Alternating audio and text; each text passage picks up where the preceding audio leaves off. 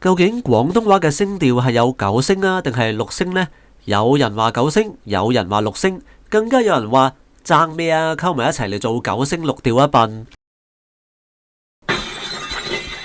6聲定9聲呢一個恐怕係每一個想了解廣東話嘅人都會遇到嘅疑問嚟㗎。咁究竟誰是誰非呢？呢一集我就想同大家解釋下呢一個6-9嘅爭議㗎。而喺解說6聲嘅時候呢，我就會用香港語言學學會嘅粵語拼音方案，簡稱粵拼，嚟到去為啲字注音嘅。至於解釋9聲嘅時候，我就會用香港教育學院嗰套粵語拼音方案。好啦，咁首先講6聲先啦。而呢一度我都會跟翻依家嘅習慣，將6聲就稱為6調嘅。廣東話嘅6調點樣嚟嘅呢？簡單嚟講，即係將廣東話呢度唔係一個好嚴謹嘅學術討論啊，所以我呢度呢就將粵語啊、廣州話啊、廣東話呢一啲字眼交替使用嘅。6調就係將粵語視為自給自足體系分析之下嘅結果，即係話所謂嘅6個聲調係專家睇依家嘅廣東話喺聲調上面總共有幾多種變化。咁何謂聲調呢？聲調就係音階嘅高低升降。點解我哋要睇下究竟我哋廣東話有幾多聲調呢？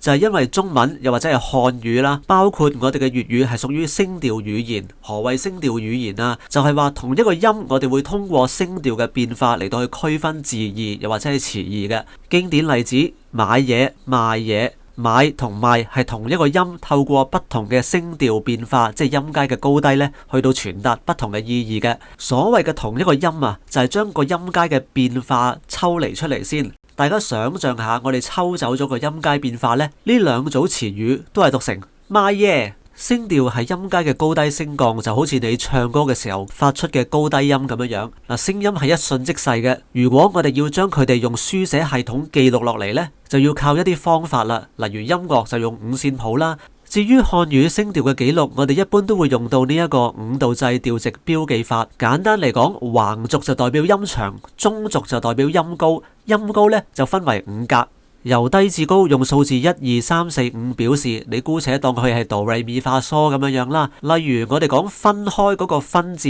呢個音喺廣東話嘅聲調上面係最高音噶啦，而分呢一個音由開始到結束都係平穩嘅，於是條線就會咁樣畫。而個聲調嘅數值呢，就係55，即係由5開始，結束嘅時候都係5。而專家話呢個分字呢，其實有啲人啦，又或者係某一啲地區嘅人呢，喺讀音上面係有少少嘅不同嘅。就係讀成53啊，即係話如果55就係分呢，53就大概係分咁樣樣啦。可能有少少誇張嘅，咁但係即係等大家可以容易啲聽到啊，即係好似分開就係55嘅，分開就係53嘅。嗱，雖然呢兩個音喺調嘅形態上面有分別，但係由於我哋日常聽嘅時候係唔會將佢哋誤解成第二個聲調啊，所以專家就會將呢兩種無論係55也好53也好，歸為同一類嘅聲調。呢一個就同例如粉呢個音係唔同嘅。粉呢個音呢，同分呢，我哋好明顯會聽咗做第二個字噶。粉腸個粉嘅調值係35，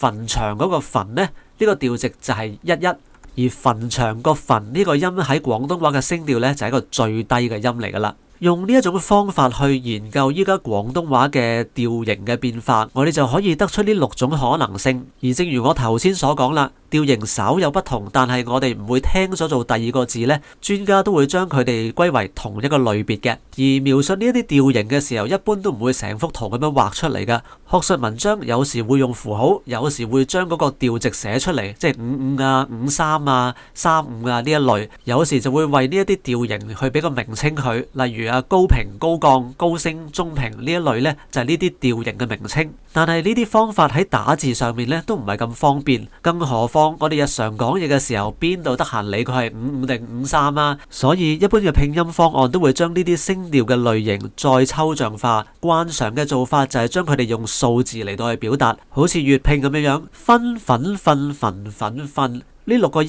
階嘅高低升降，分別就係用數字1、2、3、4、5、6去表示嘅。而呢6個用嚟示範嘅字，佢哋嘅讀音用粵拼去表示，就好似畫面上面咁樣樣，即係 FAN1 啊、FAN2啊，諸如此類。咁呢度有樣嘢要補充一下嘅，就係每個人講嘢嘅音域係唔相同嘅，所以例如你講嘢嘅時候嘅最低音嗰個惰音，同我講嘢嘅時候最低音嗰個惰音係未必一樣嘅。另一方面，每個人講嘢個音程亦都未必相同。例如呢度5度標記法，彷彿就好似話每個人啊講廣東話嘅時候，個音都係由哆去到嗦嘅。但係事實上未必係咁樣嘅。即係例如我自己嚟講啦，我就認為我講嘢嗰陣個音程係由哆去到啦嘅。以哆音為基準嘅話，我發個第一調嘅時候比較似係6/6啊，即係啦多過似嗦5/5嘅。而第二調呢一幅圖就話由咪開始，但係我覺得我講嘢嘅時候呢係由哆開始，即係話應該係1/5又或者係1/6，而唔係呢度嘅3/5嘅。當然，如果想知道嗰個實際音階，就要用啲科學嘅方法去量度啦。呢一度我主要想講嘅係，大家唔好將呢度嘅調型視為絕對啊！你發出嚟嘅聲調有冇問題，唔係淨係睇住呢個5度標記法嗰個哆、唻、咪、發、蘇就可以決定到嘅。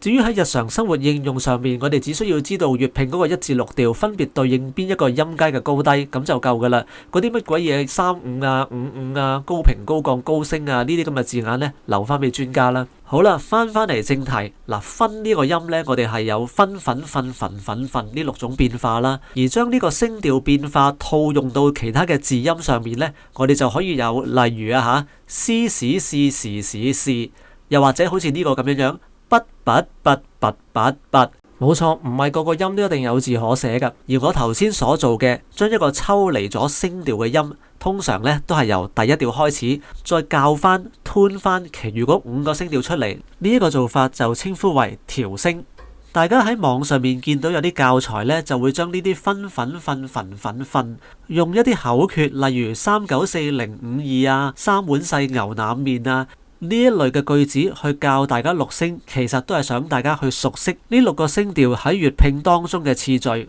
最終做到你一聽到嗰個音就知道佢係邊一個字調。好啦，既然6調系統已經充分咁樣描寫咗我哋廣東話有嘅聲調，點解會有9聲呢？答案就係兩者嘅差異其實係在於分析廣東話音系嘅時候個出發點係乜嘢啊？之前講過6調就係將粵語視為自給自足體系分析之下嘅結果。至於9聲，其實就係將粵語視為依附喺古代4聲音系分析之下嘅結果。咁點解出發點唔同會造成呢個好似係有3個聲調嘅差異咁樣呢？要明白呢個問題，我哋就首先要了解古代4聲究竟係咩一回事。古代4聲個古代有幾古呢？其實指嘅係中古。中古時期嘅聲調分為平上去入4類，而文獻就話4聲係呢幾個人搞出嚟嘅。睇翻佢哋嘅生平，我哋可以知道中古時期平上去入4聲呢個概念至少都有1500年嘅歷史㗎啦。嗱，以前咧就冇錄音機啦，我哋冇辦法知道當其時啲人實際上係點樣讀呢平上去入4聲嘅，所以喺度咧我就會用廣東話嚟到做示範，用翻頭先示範6調嘅時候用嗰個分、粉、瞓、焚、粉、瞓嗰個分音作為出發點。古代嘅平上去入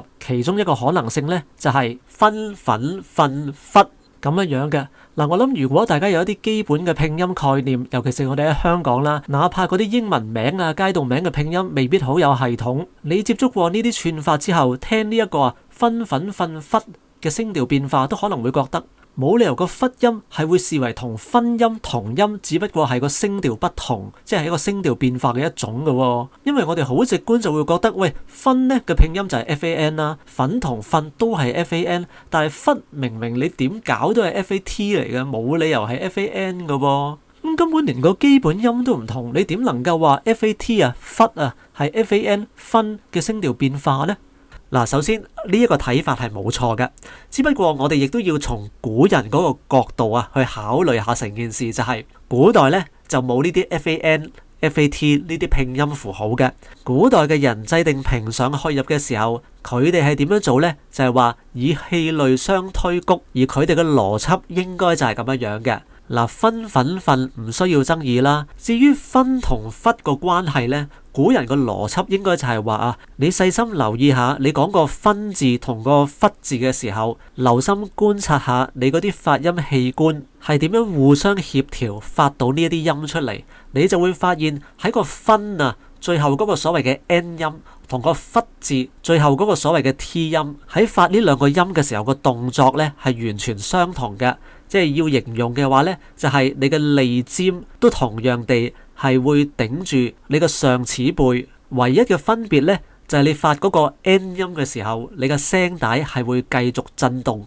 去得出個呢個音。至於發個 T 嘅時候呢，你嘅聲帶係即刻截斷咗，又或者係阻塞咗個氣流，唔再發音。古人就係憑住呢個韻尾嗰個發音位置相同，而判定佢哋係屬於同一個音嘅不同聲調變化。平上去入呢4個聲調喺古代嘅發音，我哋依家唔知道，但係學者都普遍認同，所謂嘅平上去呢，就係屬於個音去到最後唔會閉塞嗰一種韻律，入聲就係屬於會閉塞嗰一種韻律，即係你去到最後就係截斷，咁樣呢，就係入聲啦。因為古人都有提到啊，即係例如入聲者直而速，又或者係入聲短促急收藏，都係用嚟描述嗰個發音去到韻尾閉塞咗呢一種語音特徵嘅。而呢度嘅重點就係喺古人嘅眼中，忽係分嘅聲調變化，分係平聲，忽呢就係入聲。好啦，呢個係古代嘅4聲，用現代嘅廣東話去示範啦。而如果我哋將現代嘅廣東話去同古代嘅平上去入呢個4聲系統去做個比較嘅話，我哋就會發現而家嘅廣東話呢就更加複雜啦。例如古代屬於平聲嘅字，依家嘅廣東話就有絲分嗨同埋時分諧2種可能性。於是如果我哋繼續淨係用平聲我嚟描述粵語嘅聲調呢，佢嘅實際音值就會變得唔清唔楚啦。例如如果我話呢個字嘅讀音係 SI 平聲，呢一個描述就有2種可能性。第一就係話呢個字係讀詩嘅，第二就係呢個字讀時嘅，因為詩同時都係平聲啊嘛。由此可見，齋用平上去入已經唔足以準確咁樣描述而家嘅廣州話系統啦。面對呢種情況，究竟如何是好呢？一係就係我哋唔理平上去入，從現代嘅角度去分析粵語，呢個就係6調系統做緊嘅嘢。另一個方法就係用翻以前平上去入呢個聲調，即係呢個4聲嘅架構去找尋一個出路。好似呢一度平聲分2類啊嘛，一類係絲分嗨，第二類係時分諧。咁我哋咪將絲分嗨一類俾個名佢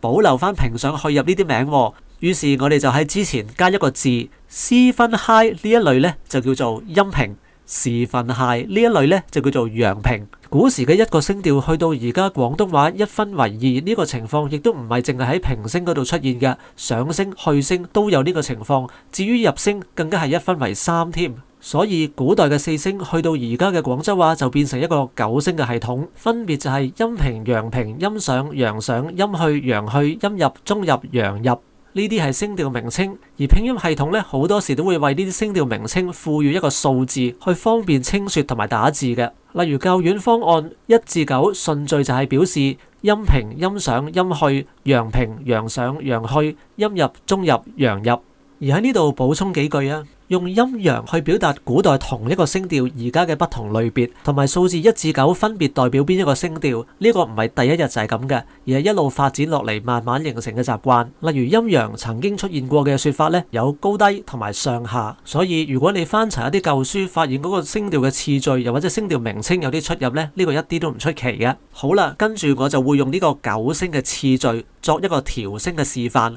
同樣都係由個分音開始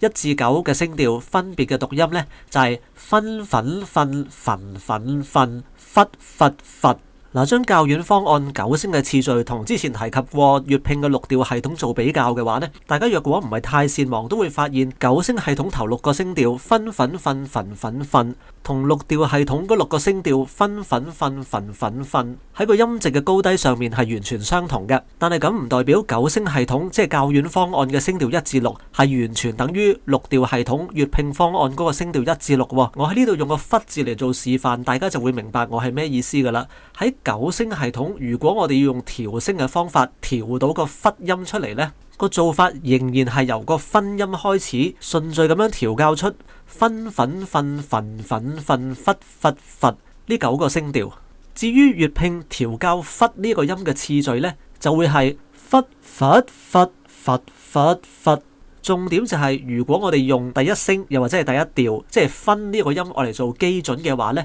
喺9聲系統忽呢一個音係依附喺分呢個音之下嘅，就等同粉呢個音係依附喺分呢個音之下。但係喺6調系統，忽同分完全係2個不同嘅獨立嘅讀音嚟噶。而大家亦都可以觀察到啊，喺六調系統忽係有6個聲調嘅可能性，但係喺九聲系統呢，忽呢一個音就只有3個可能性，分別就係忽佛佛。你話喂，咁可唔可以有佛呢個音呢？喺六調系統可以，佢個拼音就係 FAT2 第二調，但係喺校韻系統九聲系統呢，唔可以。FAT2 呢個拼音喺校韻方案嗰度係唔合法嘅。因為第二聲就係音上聲，而上聲同平聲同去聲一樣，聲音係可以一路延續落去嘅，就同入聲聲音去到最後要截斷呢一個特徵完全唔兼容嘅。喺九聲系統入聲只能夠有3種變化，用忽做例就係忽佛佛，係唔會有佛嘅存在嘅。由呢個角度去睇，我哋就會發現，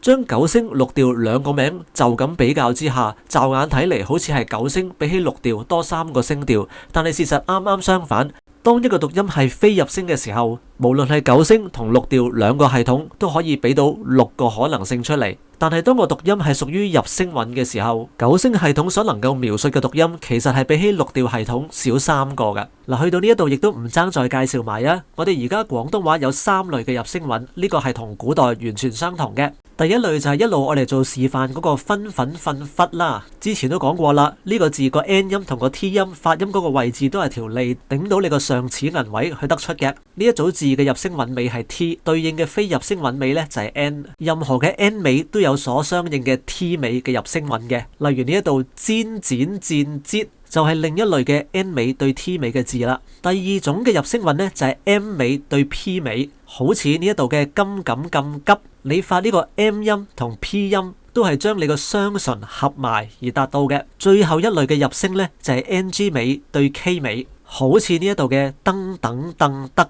呢個就係你條脷嘅後邊，即係個舌根頂住個軟腭發出嚟嘅音。而喺廣東話，當然我哋係可以用九聲嚟調出呢啲音，即係例如呢度呢，就係噔等噔噔等噔得得得咁樣樣啦。咁大家跟住可能會問嘅問題就係，喂，我哋廣東話有啲字唔係 MNNG 尾噶嘛，例如絲根個絲啊、沙聲個沙啊，呢類字嘅入聲又係點樣樣呢？答案就係呢一啲字係冇入聲韻嘅。換言之，例如絲根嗰個絲字喺九聲系統之下，你所能夠調出嘅聲調呢，都係得絲史是時史是6個，係冇入聲噶。冇錯啊，係同六調系統嗰個調聲一模一樣嘅。嗱，而家通行嘅拼音系統一般都會用到拉丁字母去轉錄音節嘅，即係 FAN 啊、FAT 啊呢一類。而如果我哋唔需要受到古代平上去入呢個4聲系統嘅局限嘅話呢，FAN、FAT 我哋係唔會視為同一個音嘅不同聲調變化。當冇咗入聲，即係嗰啲 P 尾、T 尾、K 尾，一定要依附喺非入聲尾作為呢啲非入聲尾嘅聲調變化呢個規限之後呢，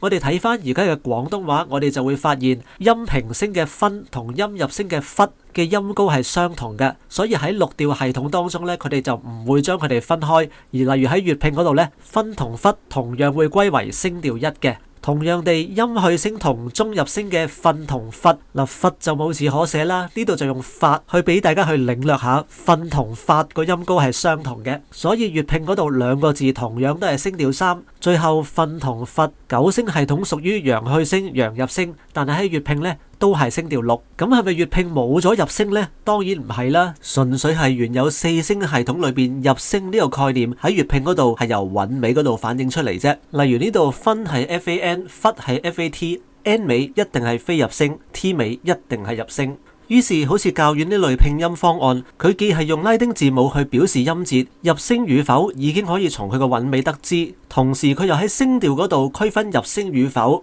，1至6就係非入聲，7至9就係入聲。呢個系統就有2笪地方我嚟表示呢個音係唔係入聲啦。所以使用校韻方案嘅時候就要留意唔好唔小心寫咗一啲自相矛盾嘅拼音出嚟啊。例如好似 FAT1 又或者係 FAN7 呢一啲拼音呢，就係唔合法嘅。因為 FAT 最後嗰個 T 嘅韻尾呢，已經係指明咗佢最後一定係截斷，所以佢一定係入聲嚟㗎。而第一調係音平聲，音平聲就係非入聲。FAT1 嘅意思就係話呢個音既係入聲又唔係入聲，呢個咪互相矛盾咯。同樣地 FAN 嗰個 N 已經表明佢係一個延續性嘅音，即係非入聲，同第7聲所表達嗰個入聲韻呢係完全唔相容㗎。所以 FAN7 呢一類拼音呢係自相矛盾，唔可能成立㗎。喺呢啲數字式嘅九聲系統嗰度，1至6必須配搭非入聲韻，7至9必須配搭入聲韻。而講到呢度，相信大家都會明白，六調系統嗰6個調值同九聲系統頭6個聲調唔係同一個概念嚟嘅。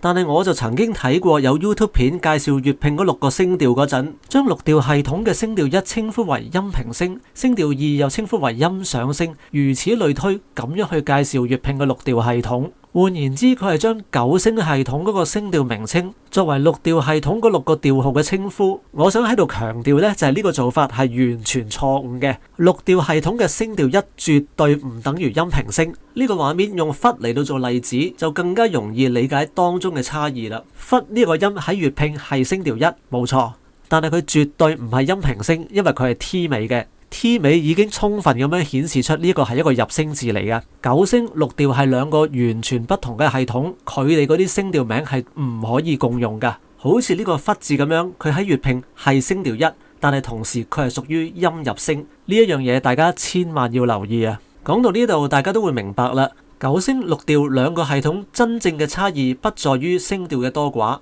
而係所謂嘅九聲就係相對於古代嘅四聲系統。呢個四聲同我哋依家現代語言學上面所講嘅聲調唔係同一個概念嚟㗎。無論九聲又好，六調又好，都冇改變到而家粵音系統嗰個格局，純粹係因為佢哋嘅出發點唔同，所以分析出嚟嘅聲調數目有差異啫。於是所謂嘅九聲、六聲又或者六調啦，就未必係對與錯嘅問題咯，可以係一個觀點與角度嘅問題。如此說來，個結論係咪就係好似掌門人咁樣打和冇好壞高低之分呢？事實又不盡然，因為2個系統唔係完全兼容嘅。嗱，首先九聲系統嘅最大好處咧，當然就係同古代四聲系統嘅對應啦。四聲呢個概念喺古代嘅詩詞創作係佔有好重要嘅地位㗎。以前嘅人將平上去入四聲分為平仄2大類，平就係平聲，非平聲即係上聲、去聲、入聲就係仄聲。喺九聲系統，我哋會好容易知道一個字究竟係屬於平聲定仄聲。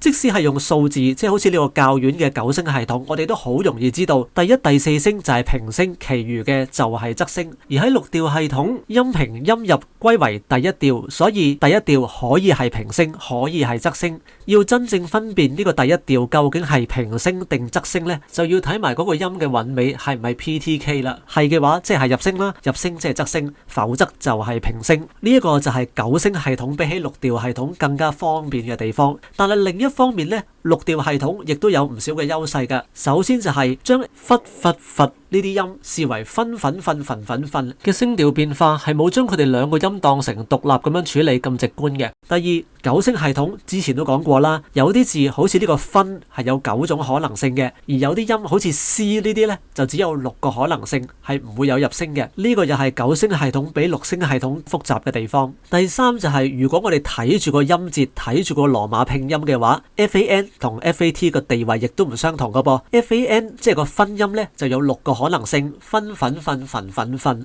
FAT 呢個忽音呢，就只有3種可能性，就係忽忽忽。相比起六調，我唔理你咩入聲唔入聲，總之佢一個音節就一定有6種嘅聲調變化。喺呢度六調明顯比起九聲簡單得多。而最重要嘅係喺九聲系統，非入聲韻同入聲韻嘅聲調變化並不對等嘅局面，就令到呢一套系統唔能夠準確咁樣描寫而家廣東話嘅實際語音狀況。因為呢個九聲系統嚟自古代嘅四聲系統，主要服務嘅就係讀書音，而我哋廣東話口語係一種變調嘅情況嘅。比如話呢一個字，嗱呢個字咧喺蛋糕啊、蛋撻啊呢啲詞語嘅時候係會讀第6調嘅彈音，呢個彈音就係屬於字典裏面本來嘅讀音嚟嘅。但係去到口語嘅時候，經常會出現就係話將呢一啲字讀成第2調，例如呢度蛋糕、蛋撻嗰個蛋，同一個字喺一隻蛋、水煮蛋呢啲詞語呢，佢就係讀做第2調嘅蛋音。呢個蛋係非入聲字。九聲系統、六調系統都係聲調2。問題就係呢種口語變調係喺入聲字嗰度都有出現嘅，好似呢個碟字咁樣喺燕尾碟啊、碟式啊呢啲詞語嘅時候，嗰個讀音就係碟。喺九聲系統佢係屬於碟碟碟陽入聲第9聲，六調系統呢就係碟碟碟碟碟碟第6調。但係呢一個字都會有口語變調嘅情況㗎。喺蝴蝶呢一個詞語，佢係會讀成碟呢個音嘅，而喺六調系統呢，碟呢個音就係碟碟碟個碟音，即係第2調。但係喺九聲系統，你話呢個疊音係屬於咩聲調啊？首先，聲調1至6淨係服務非入聲嘅啫，所以疊一定唔會係例如聲調2嘅，聲調2係點啊嘛。至於入聲可以用到嘅7、8、9聲，疊疊疊冇一個聲調係符合疊音嘅。換言之，蝴蝶嗰個疊音喺九聲系統係冇地位噶，佢係標唔到噶。另外一種喺九聲系統標唔出嘅音呢，就係同樣係入聲字，而個聲調係讀成第4調嗰個音高，例如食麵食到嗦嗦聲嗰個嗦音啊，敲門角角嗰個角音，捽碟捽到發發聲嗰個發音，呢啲屬於入聲而讀成第4調嗰個音高，喺九聲系統同樣係冇立足之地㗎。呢一啲字音喺6調系統可以標得出，但係就冇辦法轉換到九聲嘅系統。問題係呢啲讀音係實際存在㗎嘛？呢個亦都係採用九聲系統最大嘅缺陷。咁有啲人可能會話：喂，咁你將呢個九聲系統啊擴展變成10聲、11聲、12聲咁咪得咯？嗱，理論上係嘅，只不過有幾個問題啊。首先呢個九聲系統咧係沿用已久嘅，即係分粉瞓焚粉瞓忽佛佛呢一個次序，呢個讀音嘅順序咧係即係大家都熟悉噶啦。如果你要將忽佛佛改成忽佛佛佛佛佛，將而家嘅第8聲改成第9聲，第9聲改成第12聲，恐怕好多人會覺得唔習慣啊。第二就係咁，你可以話7、8、9咪保留翻忽佛佛咯，之後先安排嗰啲佛啊佛嘅位置咯。